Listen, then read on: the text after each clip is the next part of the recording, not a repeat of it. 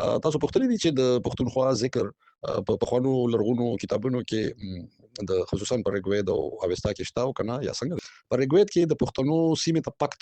ویل شوی دی. بالکل خالد داسې ده چې په یوناني لیکونو کې دغه تلفظ دی د پکتویک، پکتا او پکټویک. خالد صاحب دا تذکرة الاولیاء کتاب چې دی دا د سلیمان ماکو کتاب دی، لیکل شوی خو دا د پښتني سیمې په اولیاء کرامو دی. نو بابر سره د یوسفزیو رشتې هم شوي دي، بلکې یو دور دی ځکه چې د مغولو سره د دې یوسفزو رشتې کې دی دا په یو دور کې شوي وي. نو که په دې دور کې د پښتنو داسې یو ریاست وي چې هغه د مغولو نه آزاد وي بیل وي، نو بیا به د دې په تاریخ کې څه کوو دا انګريز خو یو مکار غوندې خلکو. نو هغوی ته پته وه چې د 1901 یعنې 1901 نه مخکې هم دا سیمه هم پښتونخوا وه چې پښتونخوا زوړ نوم دی او افغانستان د هغې نه پسته راغلی نوم دی. پښتونخوا د یوې خوري سیمې نوم دی او افغانستان د یو داسې ریاست نوم دی چې سلامونه، نیکې هیلې، احترامات، ملګرو. خالد لال خان یم. ملګرو، نن مې د یو داسې شخصیت سره تاسو لپاره مرکه راوړې ده چې د هغه نوم دی پروفیسر حنیف خلیل صاحب. پروفیسر حنیف خلیل صاحب د تعارف محتاج نه دی او د هغه لیکونه، د هغه آرټیکل، د هغه تاریخ په اړه باندې لیکونه دا به تاسو په سوشل میډیا باندې ډېر کتلي په نظر به راغلي. نو د هغه یو آرټیکل و، د هغه آرټیکل نه ما په هغه باندې یو څو پوښتنې کړي دي. نو هغې نه ما داسې یو مرکه ته جوړه کړه چې د پروفیسر صاحب سره د هغې باندې مرکه وکړم، د پوښتنې وکړم. او دا پوښتنه زموږ چې نن مرکه ده نو هغه مین ټاپک چې کوم دی هغه په پښتونخوا باندې دی. زموږ دا دغه چې د پښتونخوا نوم چې کوم دی دا پروفیسر صاحب دا ولري چې په ریګوید او په اوستا کې هم د دې ذکر شوی دی. بیا یو بل د یوسفزۍ قبیلې یو دعوه ده چې پښتونخوا ریاست دلته جوړ شوی او بیا د عوام نشلګون په حکومت کې دلته کې د پښتونخوا ان ډبلیو پي صوبې ته پښتونخوا نوم ورکړل شوی دی. په دې پښتونخوا باندې موږ نن بحث کول غواړو د پروفیسر صاحب سره او غواړو چې پروفیسر صاحب په دې باندې موږ ته د خپل علم او خپل څېړنې ریسرچ مطابق موږ ته د هغې ځوابونه راکړي چې زموږ او ستاسو د ټول په علم کې اضافه وشي. نو ډېر وخت نه اخلم، پروفیسر صاحب له به ټول وخت ورکوو او زه غواړم چې هغه نه زه پوښتنې شروع کړم او هغه موږ ته ځوابونه راکړي، موږ ته غوږ شو. ډېره مننه. سلامونه، پروفیسر حنیف خلیل صاحب ته په خپل خپرونه کې هرکلی وایم او ډېره مننه کوم چې هغه موږ ته وخت راکړو. پروفیسر صاحب سره مخکې هم یو مرکه کړې وه او اوس به سره بیا یو مرکه کوو او انشاءالله روان وختونو کې که ژوند او صحت موقع ورکوله بیا به ورسره مرکې به کوو، ناستې به کوو او تاریخ په اړه باندې به سټډي سرکلې کوو، تپوسونه به دې کوو، سوالونه به دې کوو، ځوابونه به دې غواړو، د هغې د علم نه به موږ ګټه ترلاسه کوو. نو پروفیسر حنیف خلیل صاحب ته خپل خپرونه کې هرکلی وایم. ډېره مننه. محترم پروفیسر صاحب، زما ستاسو نه لومړۍ پوښتنه دا ده د پښتونخوا نوم تاریخي ریښې تر کومه حده د لرغونو کتابونو لکه ریګوید او اوستا پورې رسېږي؟ دغه کتابونو کې د لرغونو کتابونو کې د پښتونخوا ذکر شوی دی که نه دی؟ او که ذکر شوی دی یا داسې نومونه دي لکه پکت یا پکت یا پکتیکا او تاسو ګڼئ چې دا پښتون دی یا دا پښتونخوا ده، نو تاسو څه ګڼئ په دغه هکله باندې چې آیا دغه پښتون دی یا پښتونخوا ده؟ ډیره زیاته مننه ګران خالد. ستاسو لومړۍ پوښتنه هم ډیره مهمه ده. تاسو پوښتنې دي چې د پښتونخوا ذکر په پخوانو لرغونو کتابونو کې د خصوصا په ریګوید او اوستا کې شته او کنه یا څنګه دی. نو داسې ده چې د پښتونخوا په شکل یا د پښتونخوا په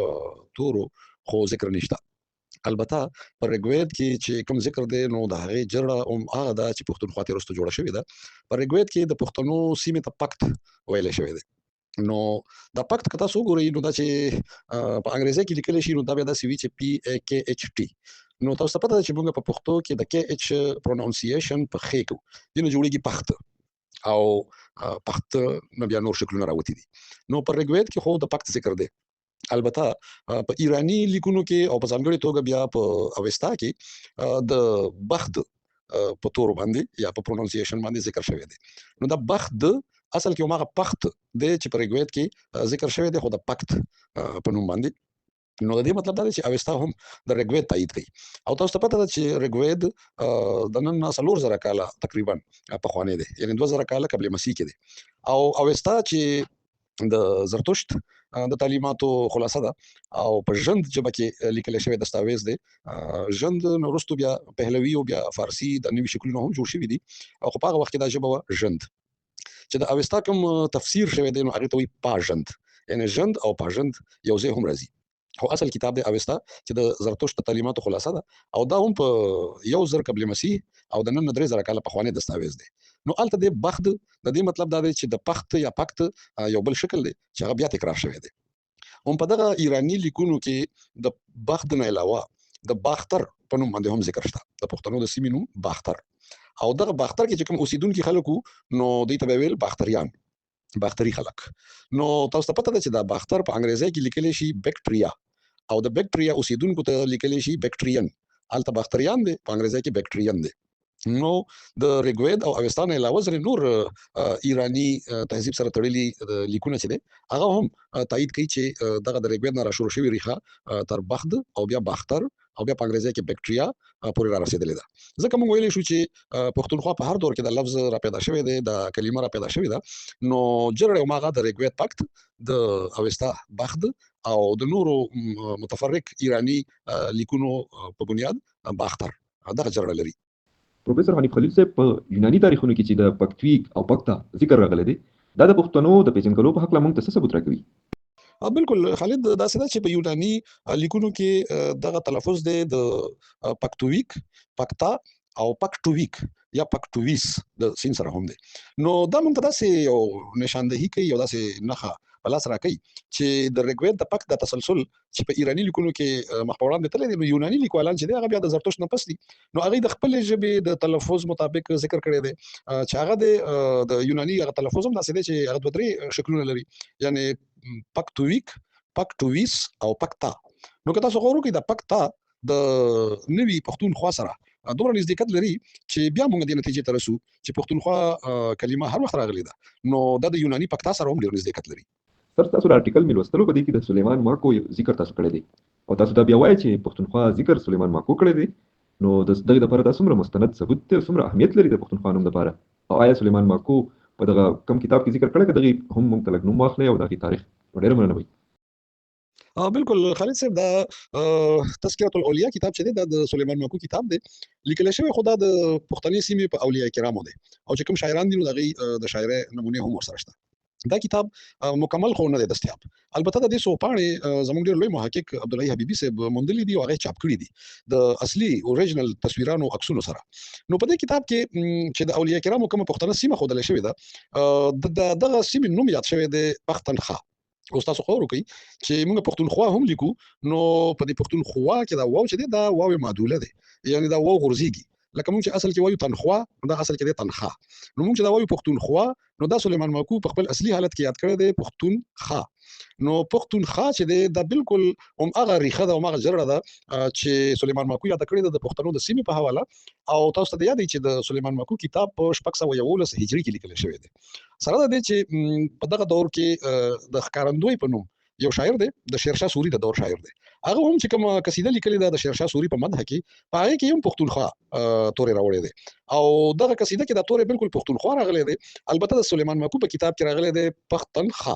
نو زه داسې ګڼم چې د دې نه اوریجنل نوم خو بل کېدی نه شي چې دا تسلسل تر موږ پورې را رسېدلی دی د سلیمان ماکو د دور نه. سلیمان ماکو نه مخکې خو پکت،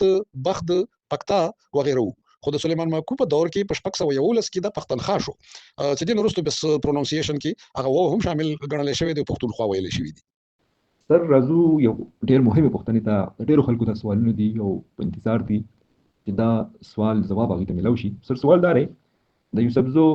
یو دعوه ده، یوسفزي د دې پښتونخوا ډېره لویه قبیله ده، ډېر لوی تاریخ لري، لوی دفتر لري. د یوسفزو دا دعوه ده چې ملک احمد بابا د پښتونخوا په نوم ریاست جوړ کړی و، خو د دغه ریاست واضحه تاریخي حوالې ولې نشته او داسې کوم شواهد شته چې دغه ریاست وجود لرلی؟ سر ډېر خلک سوالونه کوي، خو زه به په سوال کې بل یو سوال تاسو ته وکړم. دا هم کېدلی شي چې دا یو وړوکی ریاست و خو تاریخ ورته موقع نه ورکړي، یو ماشوم ریاست و خو دغه ماشوم ریاست خړخوبو ته چا پرېښی نه، غټېدو ته لویل دی پرېښی نه. او که موږ وګورو د مغلو سره د شیرشاه سوري، ګجو خان، کالو خان جګړې هم شوي او بیا د پیرانو سازشونه هم زموږ پرې خاوره باندې شوي دي د مغلو د اړخه. دا ټول عوامل کېدلی شي چې دغه ریاست د ختمېدو یا پټ پاتې کېدو سبب شوی وي. تاسو څه ګڼئ د دې اړه باندې چې د یوسفزي دا ریاست چې کوم دعوه ده چې ملک احمد بابا د دې بنیاد ښودی و، په دې اړه باندې تاسو سره څه داسې تاریخي شواهد شته، ریفرنس شته دی؟ او که نه وي دا هم کېدلی شي چې خولې تر خولې خبرې را رواني، بیا دا خلک په دې خاوره باندې ژوند کوي، په دې خاوره باندې موجود دي، د دوی خو هم یو خولې تر خولې چې کومې ډېرې خبرې ډېرې تاریخونه را روان دي، دا هم یو د منلو وړ دي که نه دي؟ تاسو څه ګڼئ په دې اړه باندې؟ خالد خان داسې ده چې دا پوښتنه ستاسو ډېره اهمه ده، کومه چې د پښتونخوا په نوم د پښتنو د یو ریاست په اړه تاسو کړې ده. تاسو چې کوم وضاحتونه وکړو چې دا امکان لري چې دا یو وړوکی ریاست وي او بیا په تاریخ کې ځکه نه وي راغلی، نو یا دغه شانتې د لږ وخت دپاره سیاست وي نو ځکه به نه وي راغلی، دا خبرې اپیل نه کوي. د هغې وجه دا ده چې ګوره د مغولو د سلطنت لړۍ شروع کېږي د بابر نه چې لودیانو نه سلطنت واخیستو، نو بابر سره د یوسفزیو رشتې هم شوي دي او بیا د بابر نه د مغول حکمرانۍ د تسلسل اوږدې مودې له دوامدار پاتې شوی دی. نو ګوره د بابر زوی همایون بیا مغول حکمران، د همایون زوی جهانگیر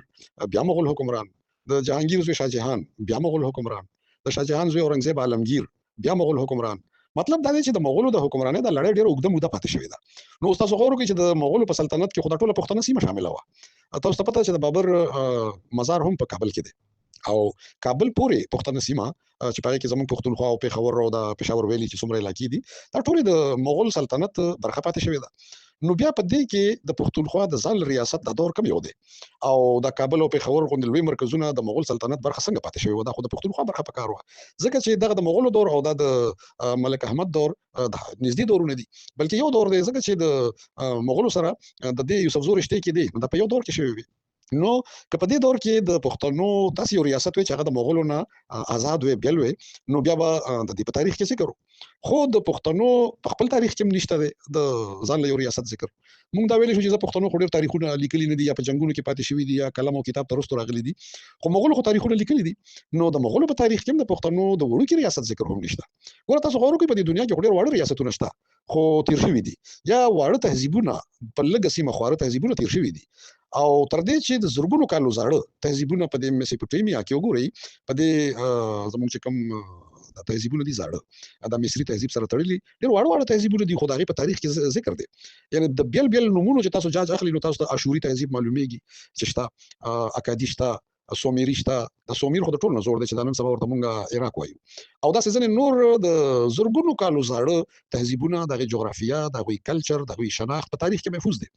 نو د ملک احمد د پښتنو د ریاست د دور خو ډېر وروسته دی دې وخت کې خو تاریخونه عام لیکلی کېدل مغولو لیکل ایرانیانو لیکل تر دې چې د پښتنو لیکونه شته په یو ځای کې د پښتنو د ځان له ریاست تذکره نه ملاویږي. نو چې نه ملاویږي د دې مطلب دا دی چې داسې کوم ریاست چې هغه منظم ریاست وي هغه شتون نه لري بلکې زه به تاسو ته دا ووایم چې که د پښتنو د پښتونخوا په نوم ځان ریاست وي او د هغې خپل یو نظم او ضبط او یو طور طریقه وي نو پکار ده چې موږ ته دا خو معلومه وي چې د پښتنو د دغه ریاست کرنسي څه وه کومه پیسه به استعمالوله د هغې څه سکې په لاس راغلي دي چې په هغې د ملک احمد او د ګجو خان او د ځینې نورو پښتنو مشرانو څه تصویرونه وي څه لیکونه وي نو هیڅ نشته. د دغه ریاست څه د پولیس نظام د دغه ریاست څه محکمې د دغه ریاست څه انفراستراکچر څه لارې څه ریاستي شناخت هیڅ نشته. نو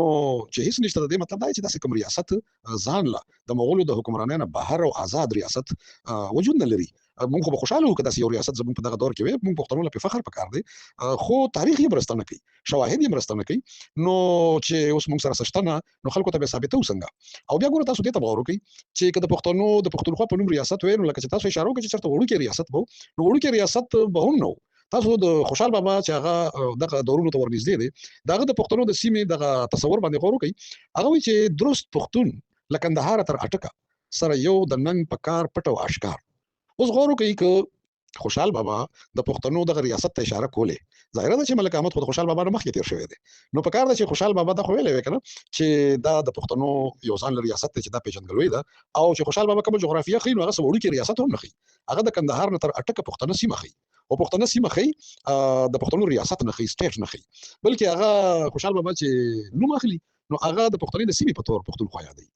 خوشحال بابا چې وایي نوره واړه پښتونخوا په ځای مې شته ده خو یو ځل یې زمانې پکې منصور کړم نو دلته د پښتونخوا د ذکر نه هېڅکله د یو ریاست تصور ذهن ته نه راځي.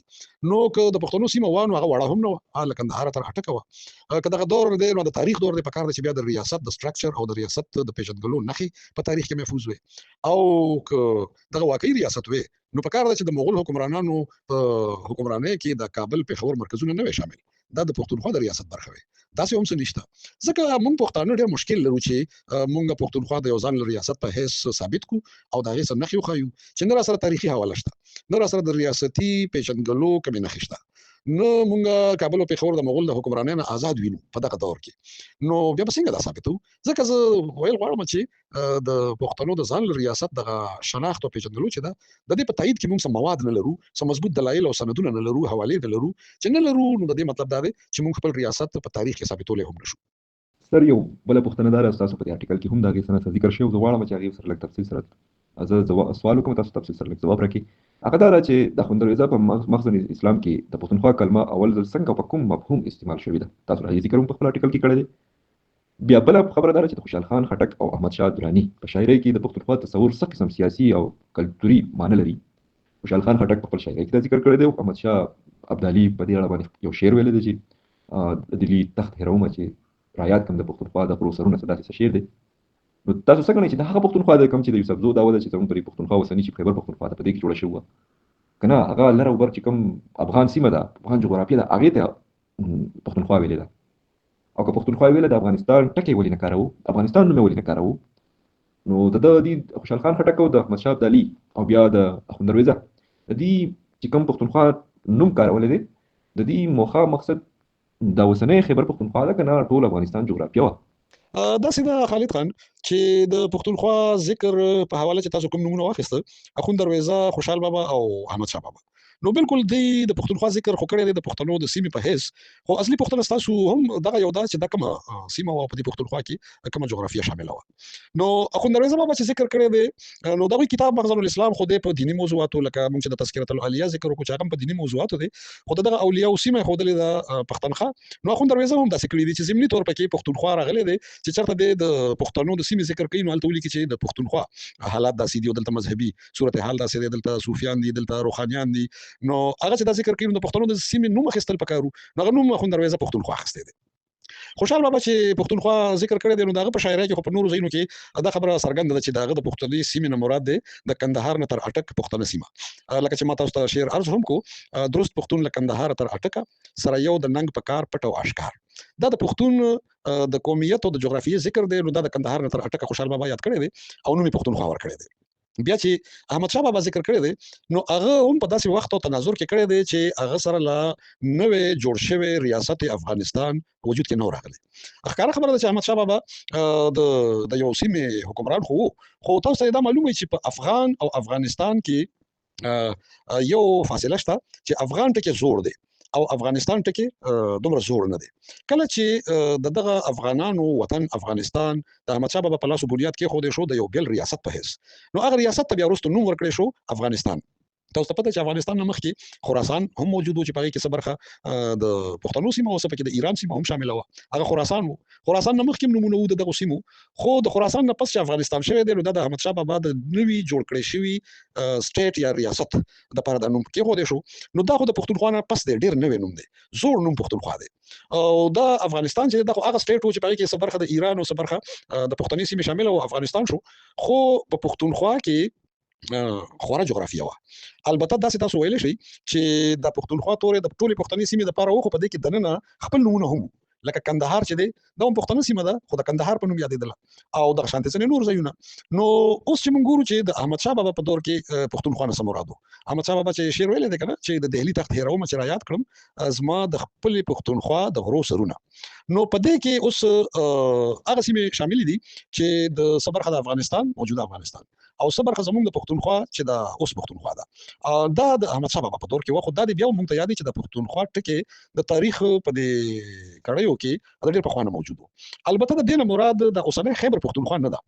ځکه چې د احمد شاه بابا په وخت کې خو د ډیورنډ کرښه نه وه نو د ډیورنډ نه هغه غاړه چې کوم پښتني سیمې دي خصوصا ننګرهار او ننګرهار نه تر کابله پورې نو دا د پښتونخوا برخه وه او زمونږ چې دا اوس ورته خیبر پښتونخوا وایي نو دا خو خیبر ورسره نه بس صرف پښتونخوا وه نو دا هم د دغه جغرافیې برخه وه. البته کندهار په خپل نوم ډېر پخوا نه زیات شوی دی تر دې چې د کندهار نه مخکې اراکوزیا په نوم باندې هم دغه سیمه یاده شوې ده چې اوس ورته موږ کندهار وایو. نو خلاصه دا ده چې د اخوند درویزه خوشحال بابا او احمد شاه بابا یاده شوي پښتونخوا کې هغه سیمې شاملې وي چې په هغې کې لره او بره پښتونخوا دواړه وي خو په لره پښتونخوا کې یعنې کومه چې زموږ پښتونخوا ده هغې کې دا ټوله پښتنه سیمه چې اوس د خیبر پښتونخوا برخه ده ټوله پکې شامله وه. البته د برې پښتونخوا ځینې سیمې په خپلو نومونو هم یادېدې لکه ما چې د کندهار مثال درکړو خو د دغه درویزه بابا خوشحال بابا او احمد شاه بابا یاده شوي پښتونخوا داسې ده چې په دې کې کوز او بره پښتونخوا دواړه سیمې شاملې وي او دا خو د ډیورنډ د کرښې سره یا فرضي کرښې سره فرضي په دې معنی چې لکه ژبه کلچر ادب او تاریخ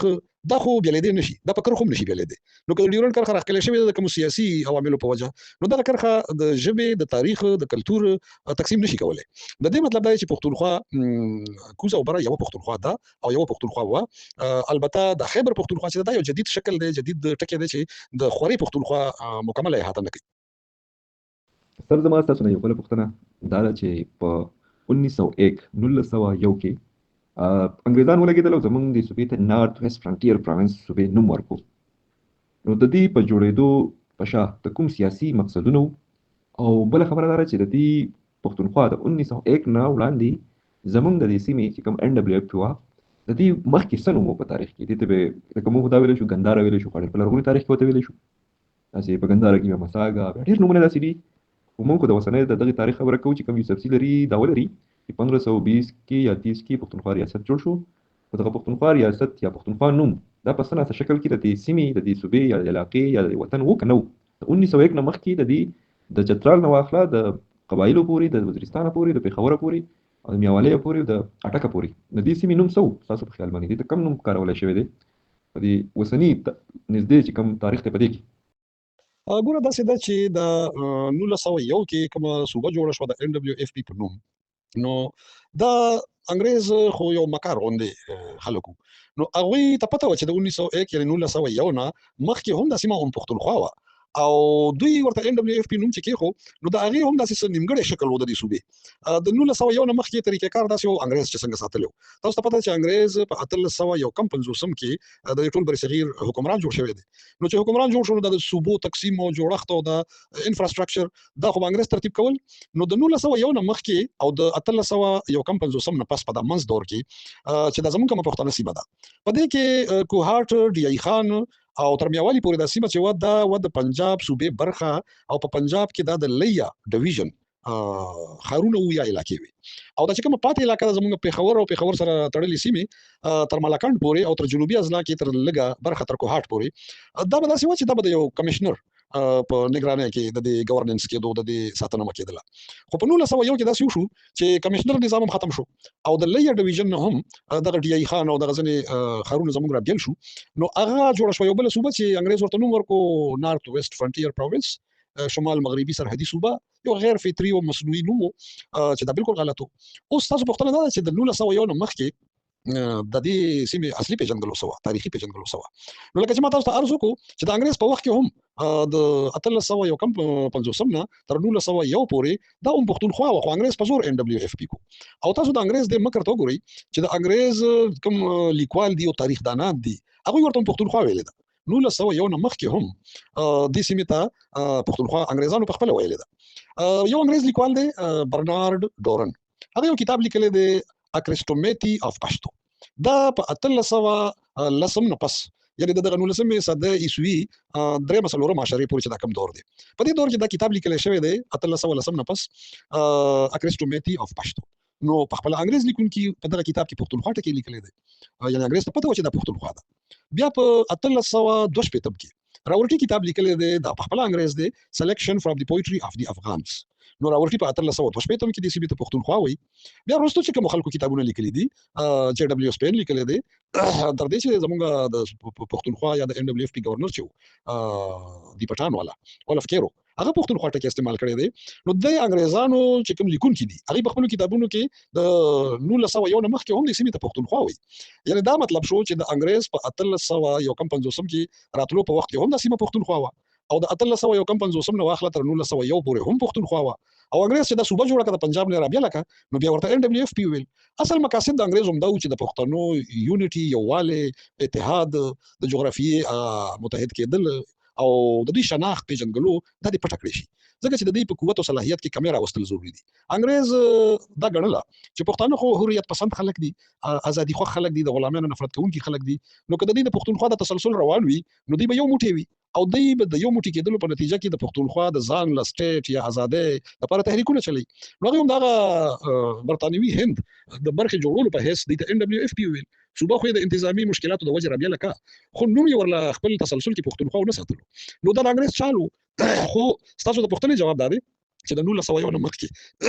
بخښنه غواړم په خپله د انګریزانو په کتابونو کې دا سیمه د 1901 نه مخکې هم پښتونخوا وه. د 1851 یعنې د انګریز د راتلو نه مخکې راغلي، خو انګریزان ډېر پخوا نه وو، خو د انګریز د واکمن کېدو نه مخکې هم پښتونخوا وه. او د احمدشاه بابا په وخت کې خو وه پښتونخوا، د خوشحال بابا او خوندرویزه په وخت کې خو دا وه پښتونخوا، د سلیمان ماکو او د ښکارندوی په وخت کې خو دا وه پښتونخوا. د دې مطلب دا دی چې پښتونخوا څه 1500 کاله زوړ تاریخ نه لري. د پښتونخوا تاریخ که مونږ د سلیمان ماکو نه هم را شروع کړو نو 500 کالو نه زیاته موده کېږي. او کوم هغه د ریګوید او د اوستا جرګې ور سره ملګری کو نو څلور زره کاله په خوراسي د پکت بخت پکتا پکتیکا پکتیا او بیا پختونخوا او بیا پختونخوا دا تسلسل چې د زرګونو کاله زوړ دی ځکه د انګريز هغه سازش چې هغه په خپل وخت کې کامیاب چې صوبه سرحد خو وروسته بیا تاریخي نوم بحال شو په 2010 کې چې خیبر پختونخوا شو نو موږ ورسره خیبر نه وایو سره د دې چې خیبر هم زموږ خپل پښتنه سیمه ده خو پختونخوا زموږ د زرګونو کالو زوړ نوم دی بس موږ اوس هم پختونخوا وایو تر دمه تاسو نه اخیری پوښتنه ده او هغه دا ده د پښتونخوا او افغانستان دوه کلمې دي دواړه د یو قام نومونه دي او د یو وطن دوه نومونه دي اوسنۍ که تاسو وګورئ چې افغانستان نوم د افغانستان شو زموږ د صوبې د پښتنو د علاقې نوم پښتونخوا شو او دا د یو بل سره وتړلی شو نو تاسو څه ګڼئ چې په راتلونکي کې به زموږ دا سیمه همدغسې پښتونخوا یو هغه به افغانستاني که نه دا نوم به هلته ځي که هغه نوم به په موږ پسې راځي او که نه په یو وخت به د دې دواړو سیمو دغه دواړو نومونه وي که نه په یو وخت به د یو هرې سیمې دغه هغه به خپل نوم وي زما به خپل نوم وي څه ګڼئ په فیوچر کې راتلونکي وختونو کې خالد خان داسې دا چې په فیوچر کې پر روان وخت کې خو هر امکان کېدای شي یعنې ټول امکانات شته البته د نومونو تر حده موږ دا ویلی شو چې پښتونخوا زوړ نوم دی او افغانستان د هغې نه پسته راغلی نوم دی پښتونخوا د یوې خوري سیمې نوم دی او افغانستان د یو داسې ریاست نوم دی چې په هغې کې څه برخه د ایران نه رابېله کړې شوې ده او څه برخه د خپلې پښتونخوا ور شامله کړې شوې ده نو نومونه خو دوه شو خو د یوې خورې نومونه هم د تاریخ په ادوارو کې یا په تسلسل سره بدلېدی هم شي او دواړه پاتې کېدی هم شي البته کوم چې امکانات دي نو بالکل امکان لري چې افغانستان او پښتونخوا سره یو شي نو بیا سوال دا پیدا کیږي چې نوم به سي نو بیا نوم هم افغانستان هم پاتې شي نو بالکل امکان لري ځکه چې پښتونخوا ډېر زوړ نوم دی او هغه اسی هم بدل شوی دی ځکه چې افغانستان یو پښتون وطن دی او پښتون وطن د افغان قوم په وجه یعنی افغان خو د انسانانو د یو ګروپ او د انسانانو د یو قومي شناخت نوم دی نو د افغان په وجه خو افغانستان شو خو په خیبر پښتونخوا کې چې کوم پښتانه دي نو هغه هم افغان دي د هغوی خوره کلچر ژبه وینه رشتې هغه هم د افغان دي او که تاسو کتلی نو زمونږ د کوزي پښتونخوا چې څومره پښتانه دي نو د هغوی په تاریخونو کې د ځمکو په ریکارډ کې په شناختي کارت کې په سرکاري دستاویز کې بل لیکل کېدل قوم افغان بیا وروسته چېرته دغه بدلون راغلی دی خو قوم خو افغان دی نو که فرض که دا جغرافیه بیا بدلیږي او پښتانه سره یوځای کېږي نو بیا خو د هغه ریاست نوم به پښتونخوا نه وي بیا به افغانستان وي ځکه چې د پښتونخوا هغه د سیمې په حیث د شناخت هغه کړی چې دی هغه د تاریخ د ادوارو نه راغلی دی او په دې کې اوس افغانستان نوم مخې ته راغلی دی نو چې پښتانه څومره خورېږي نو شاید چې د افغانستان برخه کېږي یا د پښتنو د ټولې جغرافیې نوم که وي نو هغه به نوی نوم وي نوی نوم چې دی افغانستان دی او دا افغانستان داسې نوی نوم نه دی چې ګنده کې د پښتنو شناخت نشته یو طرف ته خو NWF پی وکنه هغه نوی نوم خو په هغه کې خو د پښتنو شناخت نو هغه نوم فرضي او هغه نوم چې دی د یو وخت لپاره کېدی شو هغه دایمي نشو کېدی خو د افغانستان په نوم کې خو د افغان او د پښتون شناخت موجود دی نو که هر کله د پښتنو جغرافیه یو کېده د ما خیال دا دی چې نوم به افغانستان وي سره دی چې په پښتونخوا زوړ نوم دی تاریخي نوم دی د خوري جغرافیه نوم دی خو کوم چې یو منل شوی نوم وي نو هغه بیا رواج پاتې کېږي سره د دې چې د افغانستان کې څومره پښتانه دي د هغې نه زیات پښتانه په کوزه پښتونخوا کې دي خو که جغرافیه یو کېده نو بیا به زیات امکان دا وي چې د پښتونخوا نوم په ځای د پښتنې سیمې نوم افغانستان پاتې شي ډېره مننه کوم سارو چې تاسو ماته خپل قیمتي وخت راکړو او داسې په وسیع پراخه فکر سره پراخه نظر سره زما د سوالونو ځوابونه راکړل او هیله لرم چې د کم ځوابونه تاسو مونږ ته راکړل خپل انالیسس تجزیه وړاندې کړه خپل تاریخ پوهنه هغه مونږ ته د هغې هغه رڼا مونږ ته راوبخله نو هیله لرم چې زموږ چې څومره اورېدونکي ملګري دي که لږ دي که ډېر دي هغې به د دې نه ډېره غټه فایده اخلي دا یو تاسو سمندر چې کوم دی هغه په کوزه کې رابند کوزه چې زموږ د مرکې وخت چې کوم دی هغه لږ دی او لږ ساعت کې تاسو دومره وسیع تاریخ دومره وسیع څېړنې هغه داسې په ښایسته انداز باندې هغه مونږ ته د هغې هغه رڼا هم راوبخله او مونږ ډېر څه باندې پوه شولو هیله لرم چې زموږ کتونکي به هم پوه شوي ډېره مننه کوم سر خوشحاله اوسئ کور مو ودان الله مو راته لره خاطر وبادو سي ګران خالد زه خپل تاسو لستون کې يم او تاسو د درون نظر منندوی يم ډېر بریاوي درته واړم مننه